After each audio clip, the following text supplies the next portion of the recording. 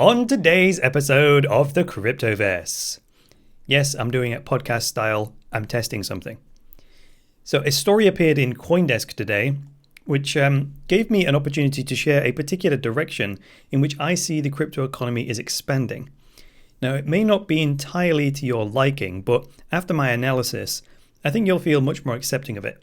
So if I can find some timestamps, I'll put them down in the description.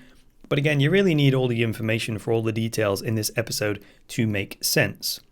Now, if you're new around here and you would like to get rid of the ads, support the show, and earn cryptocurrency rewards, then check out the website, thecryptoverse.show. Once you're there, click on the big blue button that says Get Paid to Watch, and it will tell you how to get rid of the adverts, how to support the show, and how you will earn cryptocurrency rewards every single day for being a watcher or a listener. For now, though, I'm going to get into the story. So I'm seeing an increasing amount of talk about crypto banks. And this story on Coindesk here gives me an excuse to talk about it. So Bitwala, they were already offering like crypto payment services, but they're now expanding into crypto banking services. But the question is, what does that mean, crypto banking services? Well, having read this article, based on how Bitwala are structuring this, it means providing storage services for both crypto and fiat. I mean, if we boil it down, that's the basic function of banks, to hold our cash on deposit, hopefully in a vault, and then secure it until we need to make a withdrawal. The fact that only 3% of all bank deposits are actually able to be withdrawn at any one time, that's another story. So crypto banks seem to be banks that simply extend this custodial service to or from fiat currencies to cryptos.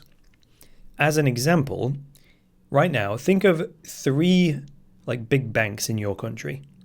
And imagine they all continued business as normal, but they all launched crypto banking services, meaning the ability to deposit Bitcoin with them and then manage it via your online banking, if you have that feature. So this is the making then of a crypto banking system, and it would reduce the burden on the Bitcoin blockchain for the following reasons. If you and I are customers of the same bank, and I initiate a Bitcoin transaction to you, well, the bank could simply update our account balances by transferring ownership of the Bitcoin internally from my balance to your balance. That is, rather than submitting a transaction to the Bitcoin network and paying a fee, they could do this internally for free. Kind of reminds you of like PayPal, doesn't it? Then, say once per day, these three banks of yours could send one big Bitcoin transaction to each other in order to reconcile any transfers that people made, to customers of the other banks. Now, I can already guess many of you are objecting strongly to this whole idea as we explore it. But one thing we would need in a crypto banking world is proof of reserves in real time. Now, this is easy with Bitcoin, but it's difficult and expensive with fiat currencies because you need accounting firms to do auditing and all that sort of stuff, right? Now, despite our objections, this is where I think things are going. Now, don't make the mistake of taking that as what I desire, right?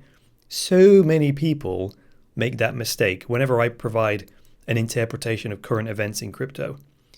Where I see things going and where I want them to go are not the same thing at all.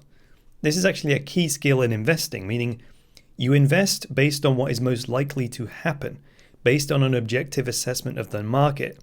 You do not invest based on what you want to happen. That is a straight line to losing all of your money. Because the market doesn't care what we want. It only goes towards wherever there is greatest demand.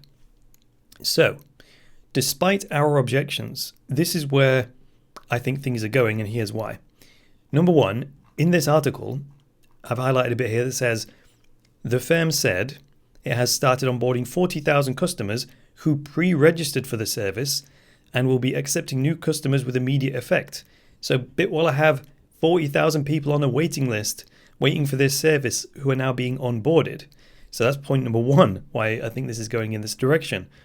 Number two, in the orange, Bitwala raised $4.5 million in September of this year from venture capital firms, meaning these investment firms also think this is where it's going.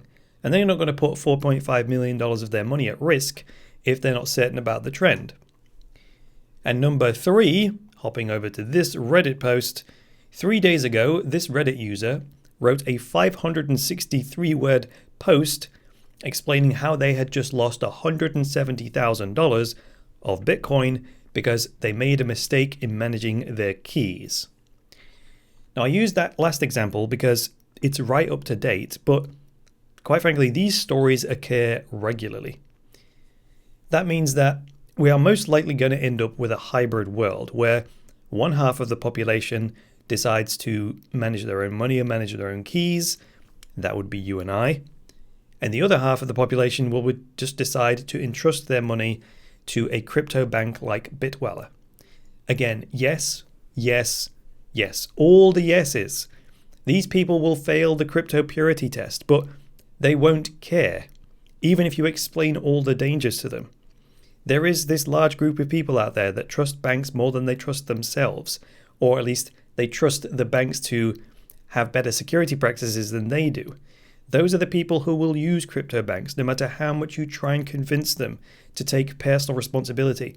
I'm saying this based on personal experience over the last 3 years, dedicating every waking moment to educating people about crypto.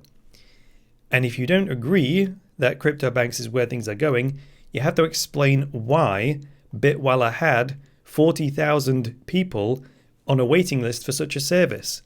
You also have to explain why people like Michael Turpin, a well-known investor in the cryptocurrency space, lost $23.8 million in crypto assets because he left them on an exchange and his account got hacked via someone, porting his number on a SIM card to somewhere else. And that's how they were able to get into his exchange account and withdraw the crypto.